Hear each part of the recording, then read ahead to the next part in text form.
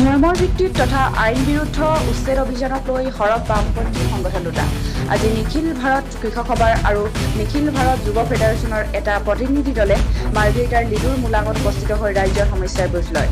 মোলাঙত উপস্থিত হৈ নিখিল ভাৰত কৃষক সভাৰ অসম ৰাজ্যিক পৰিষদৰ সহকাৰী সম্পাদক সঞ্জীৱ গাংগুলীয়ে একাংশ দল সংগঠনে কেৱল ধৰ্মীয় ভিত্তিত সংখ্যালঘু মুছলমান লোকসমূহক ভয় ভাবুকিৰে উক্ত অঞ্চল ত্যাগ কৰিবলৈ নিৰ্দেশনা দিয়া কাৰ্যক আইন তথা সংবিধানৰ পৰিপন্থী আৰু কেৱল মুছলমান হোৱা বাবে এইসকলক টাৰ্গেট কৰি লোৱা হৈছে বুলি কয়।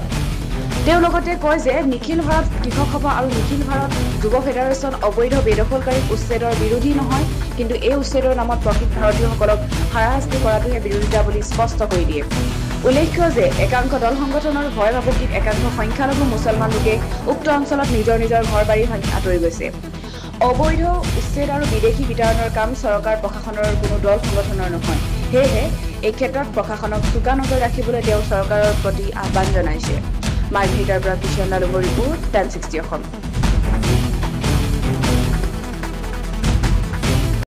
উপস্থিত হলো মানে আমি কিছুদিনৰ পৰা দেখিছোঁ ইয়াত যে বিভিন্ন ধৰণৰ ঘটনা ঘটি আছে।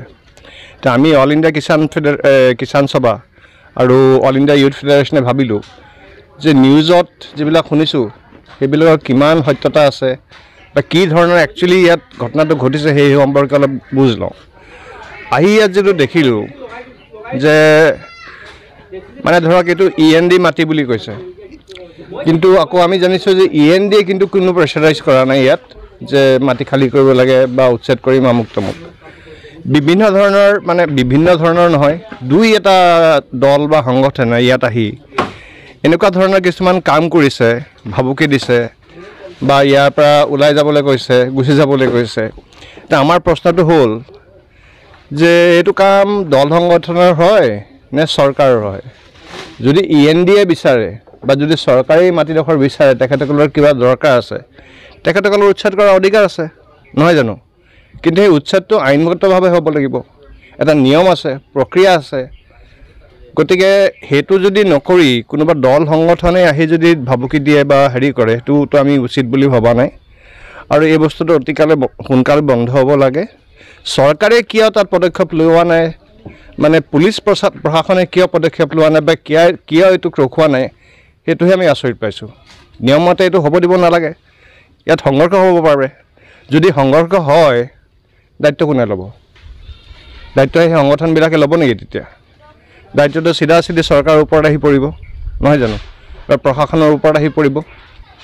গতিকে আমি আহ্বান জনাইছোঁ, ৰিকুৱেষ্ট জনাইছোঁ যাতে প্ৰশাসনে, পুলিচে, চৰকাৰে এই বস্তুটো দখল দিয়ক আৰু এইটো বন্ধ কৰক। যদি উচ্ছেদ সঁচাকৈ কৰিব লাগে, দৰকাৰ আছে মাটি, প্ৰক্ৰিয়া মতে কৰক।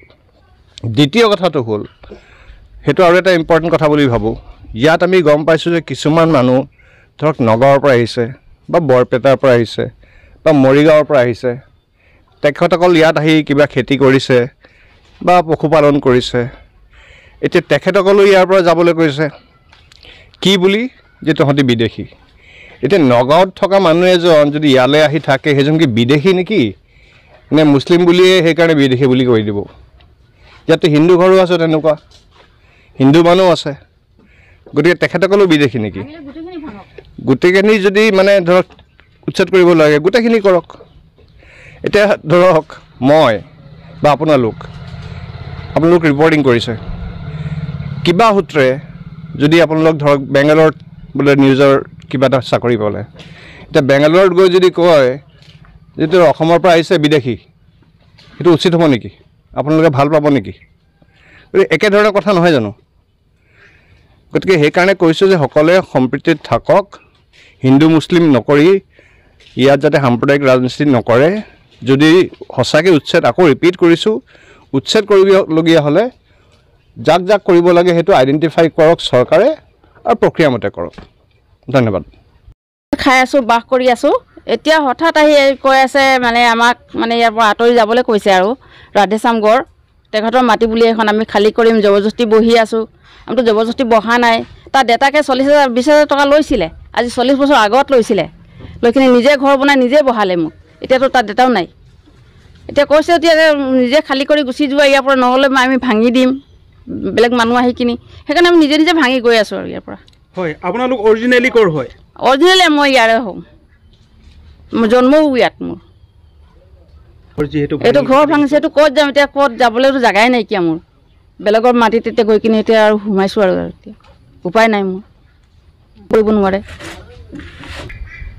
অকল মানে মুছলিম মানুহে ঘৰ ভাঙি আছে হিন্দু মানুহৰ ঘৰটো ভঙা নাই ইয়াত মুছলমান মানুহ মানে 15-20 ঘৰ হ'ব মানুহ আৰু হিন্দু মানুহটো বেছিয়ে আছে 50-60 ঘৰ মানুহ হ'ব আছে চৰকাৰ পিনৰ পৰা আপোনালোকক উঠি যাবলৈ নিৰ্দেশনা দিছে একো চৰকাৰৰ পৰা অহা নাই আজিলৈকে নিৰ্দেশ দিয়া নাই আমাক এই মাটিডোখৰ কি চৰকাৰী মাটি নে যেতিয়া বহিছিলোঁ আমি তেতিয়া চৰকাৰী এণ্ট্ৰিৰ মাটিতে বহিছিলোঁ এণ্ট্ৰিৰ মাটি বুলি চবে কৈ আছিলে তেতিয়া আমাক বহালে যোনে এতিয়া মানে প্ৰব্লেম কৰি আছে কৈ আছে তাৰ মাটি হয় তেখেতৰ মাটি হয় তাৰ আব্বাকে বহাইছিলে মোক 20,000 টকা লৈ কিনি ক'লে ভনী জিন্দগী থাকিব পাৰা ইয়াত থাকা তুমি একো চিন্তা কৰিবলৈ নাই যিমান এণ্ট্ৰি কাম হৈ আছে ডিপাৰ্টমেণ্টৰ কাম হৈ আছে কৈছে না তোমালোকৰ একো বেয়া নকৰোঁ ক্ষতি নকৰোঁ তোমালোকে থাকা আমাৰ কাম ধৰিলে আমি লৈ যাম মাটি কাটি কিনি সিমানেই